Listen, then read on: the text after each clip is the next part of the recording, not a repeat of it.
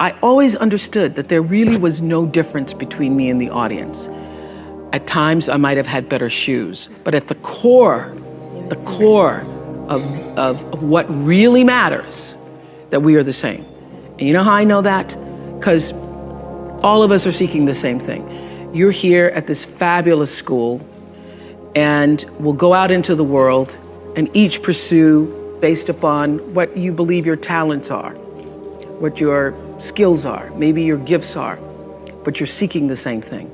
Everybody wants to fulfill the highest, truest expression of yourself as a human being. That's what you're looking for. The highest, truest expression of yourself as a human being. And because I understand that if you're working in a bakery and that's where you want to be, and that may be what you've always wanted to do, is to bake pies for people or bake cakes for people or to offer your gift, then that's for you. And there's no difference between you and me, except that's your platform. That's your show every day. So my understanding of that has allowed me to reach everyone. And there's no way that you wouldn't, because that's what I truly feel. The way through the challenge is to get still and ask yourself, what is the next right move? Not think about, oh, I got all of this stuff. What is the next right move? And then from that space, make the next right move and the next right move. And not to be overwhelmed by it, because you know your life is bigger than that one moment. You know you're not defined by what somebody says is a failure for you, because failure is just there to point you in a different direction. If I leave you with nothing else, just know this for sure. There is not one thing that has ever happened to you, not one experience, not one encounter, not one crisis, not one joyful thing, that hasn't happened just to make you better and help you rise. Every single thing you're calling in, whether you know it or not, when you figure out that you are calling it in, when you actually start meditating or praying or doing or having a spiritual practice, which is the number one thing you need if you want to be successful in the world. You need something that gives back and nourishes you, regardless of what you call that. You need to fill your cup so that you can be so full your cup runneth over and you have enough to give to other people. If you don't fill your cup, you end up dried up. You end up tired, exhausted, and don't have enough to give to other people. You end up resentful every time somebody asks you, because your cup is empty and now they want some of yours. So your number one job is to fill your cup and make yourself whole. So for me, the foundational base of empowerment, of entrepreneurship, of any kind of engagement, the foundational base of my success, of my well-being, my wholeness, my everything, is knowing who I am and where I come from. In my living room right now is a painting that I've owned now for 30 years. You can Google it. It's called To the Highest Bidder. And it's at the center of my house. And it's at the center of my house because it actually is symbolic of the foundation of not the house, but the foundation for my life. The painting is by Harry Roseland, who was a genre painter in the early 20th, late 19th century. And the painting is over 6 feet tall, and it shows a slave woman on the auction block holding her daughter's hand. And I cannot come in the door, my front door, or I cannot leave without passing that painting. I am reminded of where I come from every day of my life, and I am reminded because I never want to forget it.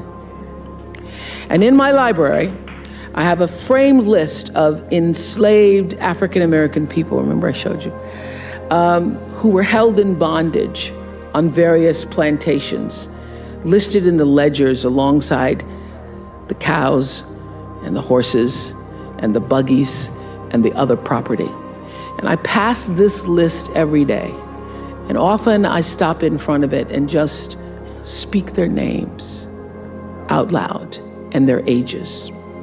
Jonas, 11 years old, $500. Sarah, 41 years old, $900. Elizabeth, 57, $800. And I force myself to consider the absurdity and the obscenity of prices being affixed to each one should they be placed up for sale.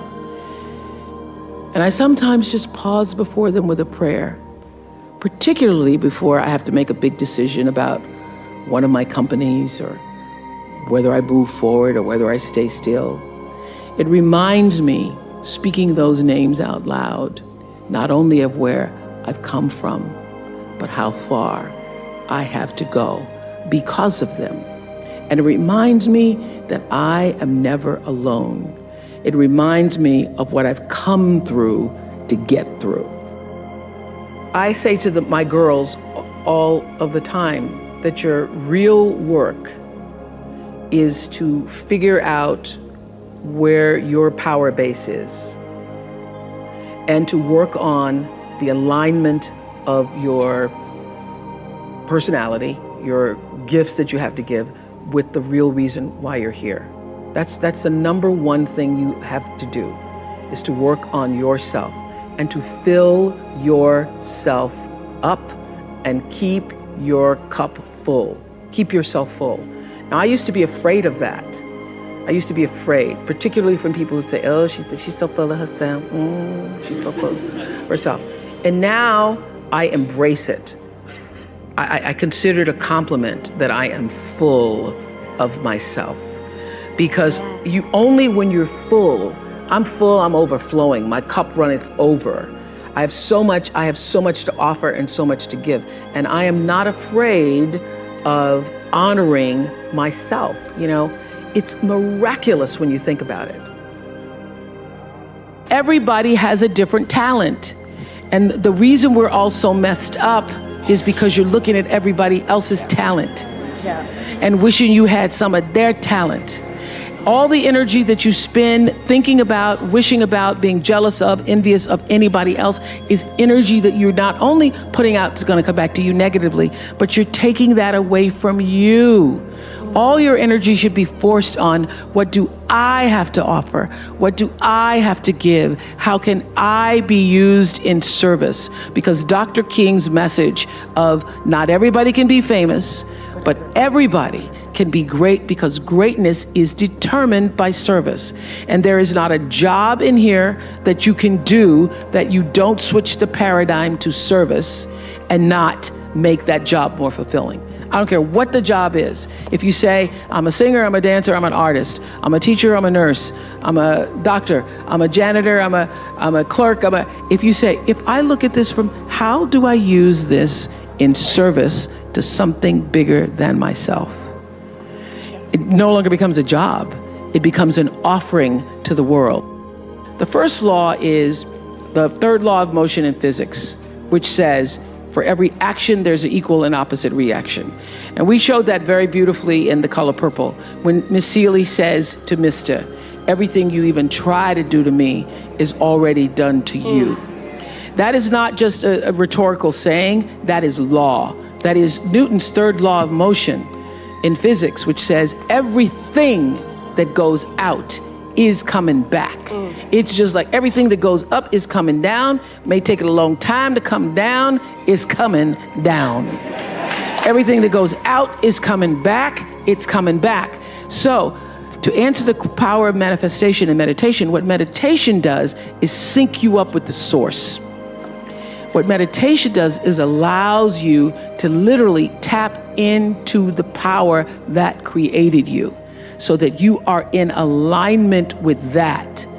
And so when you carry that out into the world, everything that you do comes from the center of that alignment that's coming from the source that we call God, we call divine energy, divine intelligence, whatever name you want to give it to, we call life. When you are synced up with life, life just gives to you.